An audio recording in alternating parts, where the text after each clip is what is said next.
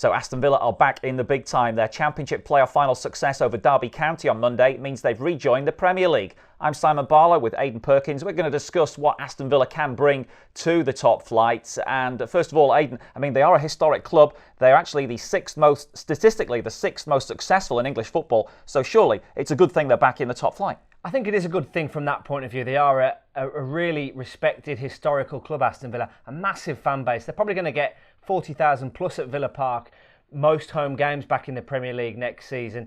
So from that point of view, it'll be good to have Aston Villa back. Their ground as well is a traditional old English style ground, but it's a really good ground and one that's hosted lots of big games down the years. And I think that will be welcome back in the Premier League, having Aston Villa, the size of the club, as I say, a massive fan base and a huge following. From that point of view, a good historical club to be back there.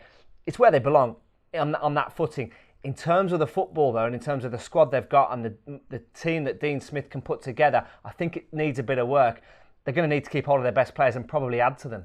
I think that's going to be a priority, keeping hold of Jack Grealish. What he did over the 3 months towards the end of the season was outstanding. His performances and leadership were absolutely crucial. And let's not forget, he almost joined Tottenham Hotspur last summer, so I bet they're glad they kept hold of him. I also think that by resisting any bids for Jack Grealish, it will also send a message out to that huge fan base, to the current players, and also to any future signings that they mean business in the Premier League. Also, the loan situation they need to sort out. They've got a lot of players on loan from the Premier League. The rules change for them next season. They're only allowed 2 other Premier League loans. They might be able to get in loans from abroad, but I think also keeping hold of some of those players who've really got them up as well and bumping their contracts up is going to be crucial to keeping the dressing room happy. So they've got to the Premier League. Are they here to stay?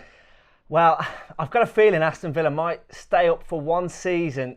They'll ride the wave of the euphoria of going up this season, but whether they can establish themselves over the next 2 or 3 years, I'm unsure about. I think they'll have one season, and then maybe a little bit like Huddersfield, they might go back down, and it could be a bit of a yo-yo scenario for Villa over the next few years before they can firmly establish themselves back in the top flight. Remember Fulham last year? They went up via the playoffs, spent a lot of money, over 100 million, and went straight back down.